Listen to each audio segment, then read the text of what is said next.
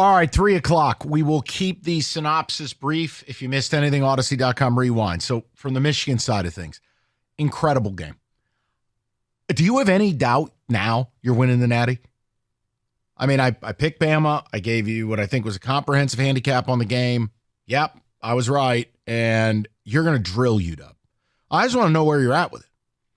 And look, the whole, the ground rules we've played by since your scandal broke. We could talk football or we could talk BS. What you don't get to do is get upset. Michigan versus everybody, cool. Everybody don't like you. And you don't get to beg for validation. Right. Now, you want to stick to the football? That was an incredible game. Yeah, what you saw yesterday was two coordinators who came out there and got it done. You outdid Saban's staff. You ran circles around him with Minner and Moore. I mean, circles. It was almost as if Alabama. Normally, it's the hardball teams that aren't prepared after a month, and you're like, guys, what did you do for a month? You have elite coordinators, one who's going to be a DC in the NFL next year, and one who's going to be your head coach next year.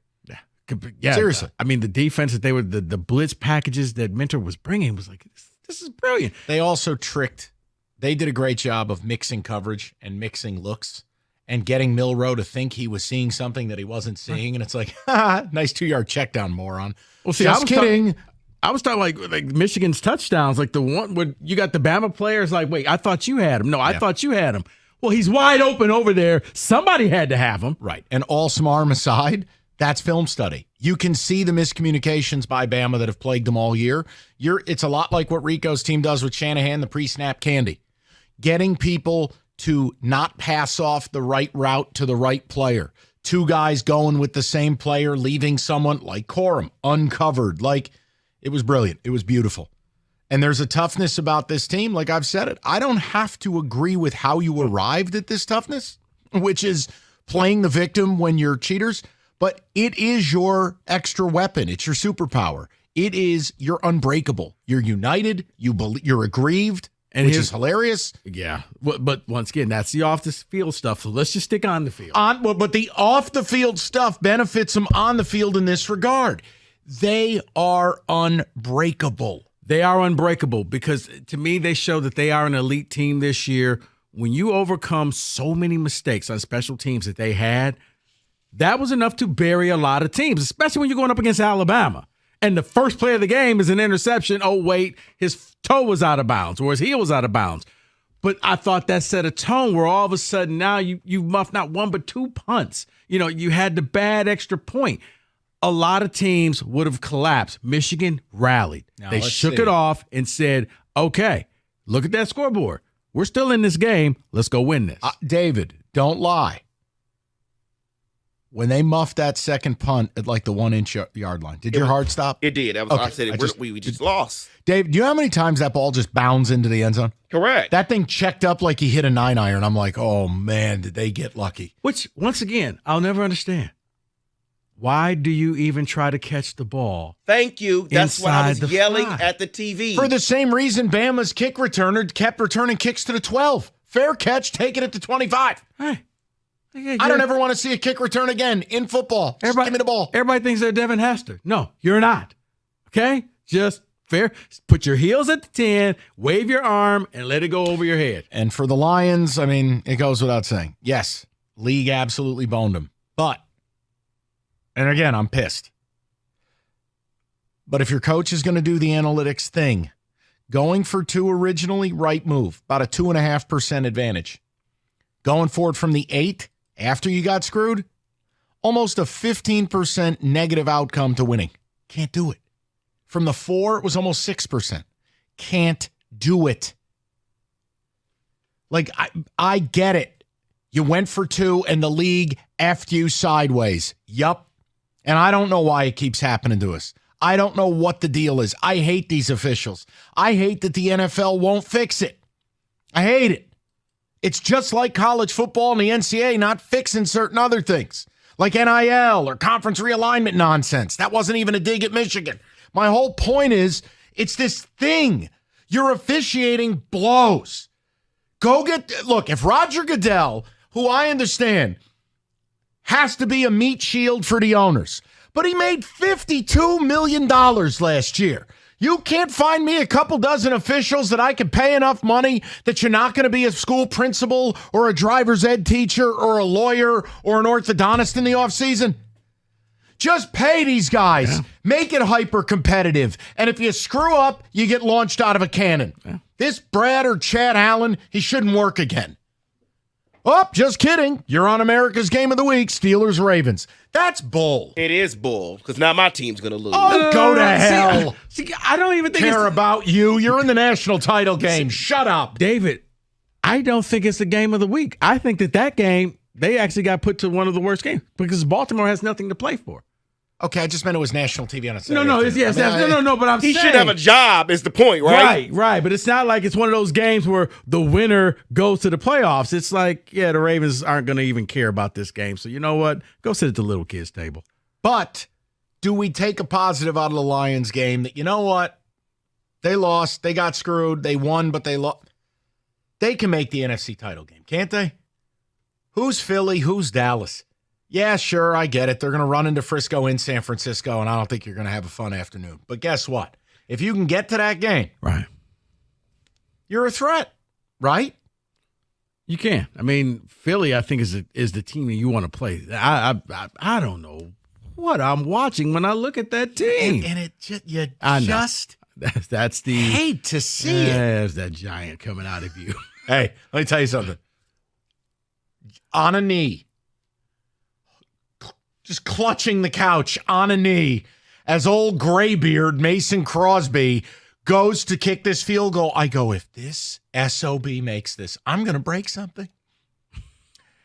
Because it would have taken the Giants from 5th overall to 9th, and I'm going, you cannot have a 65-year-old man make this field goal. And thank God it was zzz. I go, oh, thank you, Jesus. All right, we're good. I was on one knee. That's where I've arrived at. Praying my team loses. Well, yeah, that's where I've arrived at. Was that you that had caused Saquon not to catch that pass, that 2-point conversion? Because it was God. I've never seen a man so wide open, and you know who would have hit him, David? You know who would have got him that ball, don't you? JJ. Yeah. Tommy Cutlets? Yeah. It's all right. He's got a job in sanitation now. We'll see you later. All right, let's go to the people, shall we? Let's go to Brennan, 97.1. Brennan, how are you? How you doing, Mike? How you doing, Rico? Hey, man. Good, sir. I just want to go over the game last night. I feel like Harbaugh, I don't like how he does it, but he had those guys in a different mindset to go out there and beat Bama.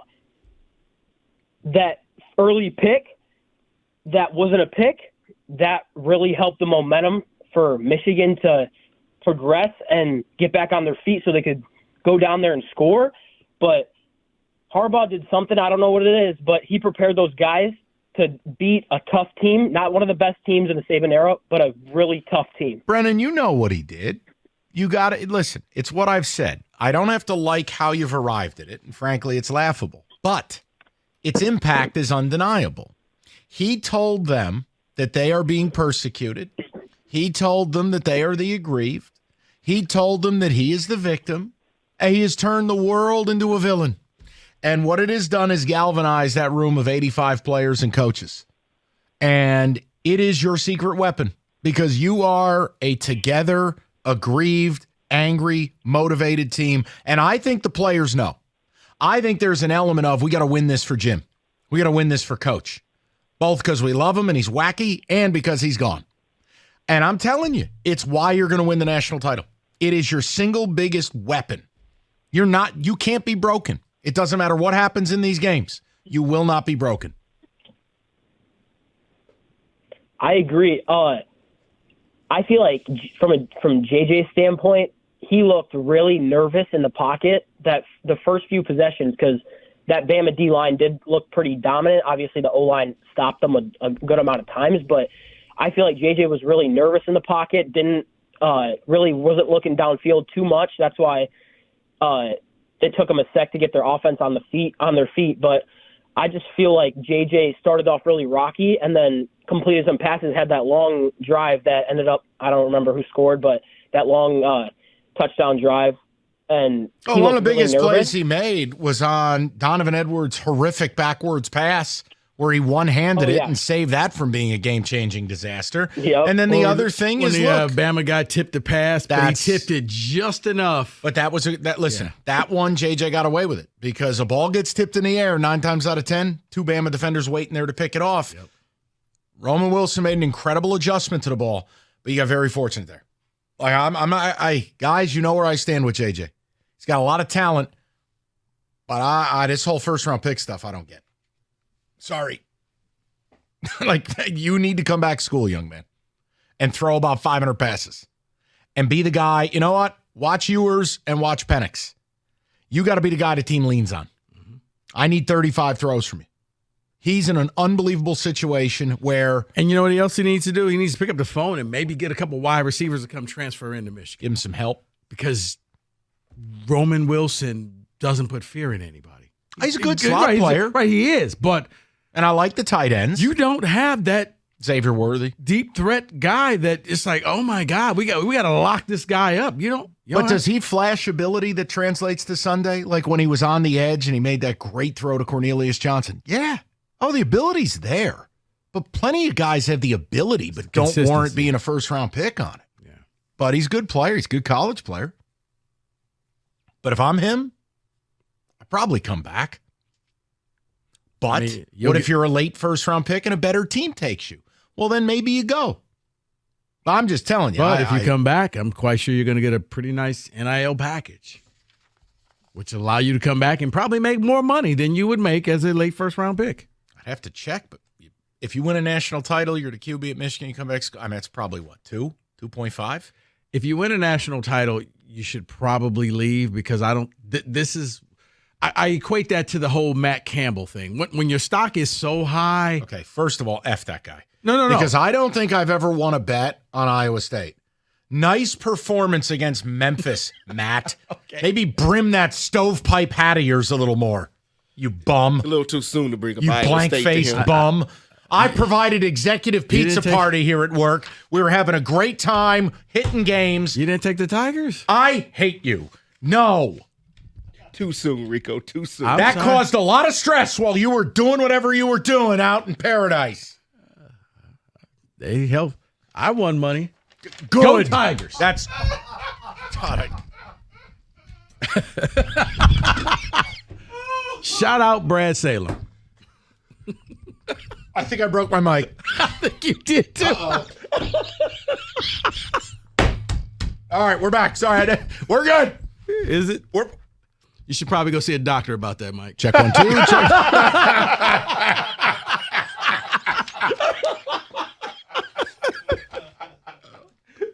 All right, let's take care of business. Your call's next.